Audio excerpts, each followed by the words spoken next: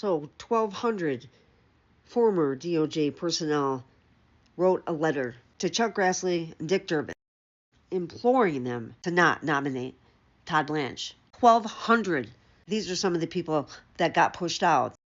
I don't think it's a coincidence that Jack Smith just came out and did his first interview with Nicole Wallace. It was a great interview. The dude drips integrity, where he said he was talking directly to the people that were still there and to the people that had left, showing his support. I think giving them hope. And then this letter. It was written July 7. Dear Chairman Grassley and Ranking Member Durbin, we served the public at the Department of Justice as career employees and appointees during both Republican and Democratic administrations.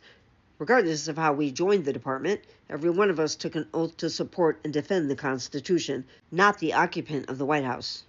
The oath now compels us to speak out against the nomination of Todd Blanche for Attorney General, someone who took the same oath but has utterly failed to abide by it.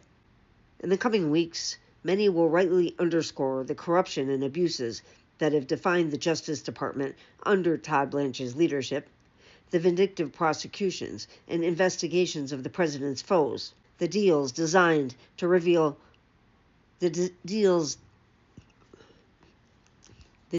designed to reward lawbreakers with taxpayer dollars, the erasure of accountability for January 6th, the mishandling of the Epstein files, and the denigration of judges and repeated violations of their orders. But we want to focus on an area that deserves just as much attention: Todd Blanche's degradation of DOJ's apolitical career workforce. Of the more than 100,000 employees of the Justice Department, 99% are career civil servants.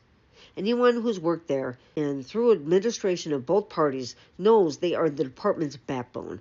They're the ones who keep us safe by prosecuting violent crimes, investigating drug trafficking, and countering terrorism and espionage. Keep us prosperous by enforcing antitrust laws and holding financial fraudsters accountable. They protect our fundamental freedoms by upholding civil rights laws, and they keep our elected officials honest by pursuing public corruption. Todd Blanche knows this. He served as a career DOJ prosecutor for almost a decade, but this hasn't stopped him from demonizing career employees, undermining their work, and driving them out of the department. Under Blanche's leadership, approximately 16,000 employees have left, and departures aren't slowing down. They include FBI agents and analysts in field offices across the country, and more than a quarter of the department's attorneys. He probably got sick of hearing, "You can't do that, sir. That's against the law, sir. That violates the Constitution, sir." Blanche has fired or overseen the firings of hundreds of these employees, usually without notice and for improper, unlawful reasons. Some were terminated for having worked on cases the president didn't like, for being relatives of the president's foes, for adjudicating immigration cases in accordance with due process, for declining to initiate vindictive prosecutions, or for refusing to lie in court. These terminations violate the very civil service statutes designed to prevent corruption and political purges. Many more career employees have left on their own under Blanche's leadership, first as Deputy Attorney General, the department's chief operating officer, and more recently as DOJ's top official.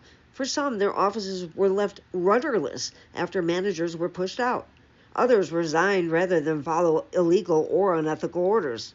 Or they left because they feared those orders would come. Many left because leadership abandoned or drastically scaled back their work enforcing civil rights, environmental, or public corruption laws. While offices that enforced tax laws, prosecuted drug trafficking, and reduced community violence were eliminated.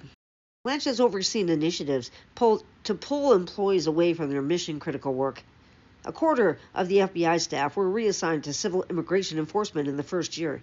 FBI, DEA, ATF agents have all been diverted from their investigations into terrorism, drug trafficking, and organized crime so that they can patrol the streets of Washington, D.C. Assistant U.S. attorneys from across the country were sent to Minneapolis and other cities to respond to protests, and many have had to adjust their dockets to defend an avalanche of immigration-related habeas cases. Not surprisingly, the department has also struggled like never before to recruit talent. Jobs that once attracted hundreds of applicants hoping to carry the badge or represent the United States in court have gone unfilled. DOJ is resorting to desperate measures, including lowering hire requirements for prosecutors and FBI agents, and offering signing bonuses and financial incentives for employees to stay.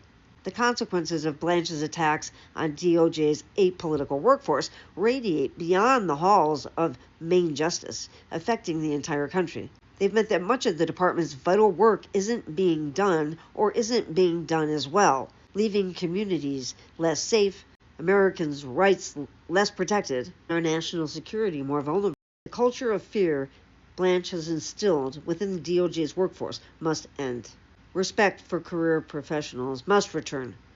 Would-be job applicants need to believe the Justice Department lives up to the virtue in its name. And instead of exhibiting fealty to the President, the Attorney General must heed John Adams' admonition that our republic remains a government of laws, not of men.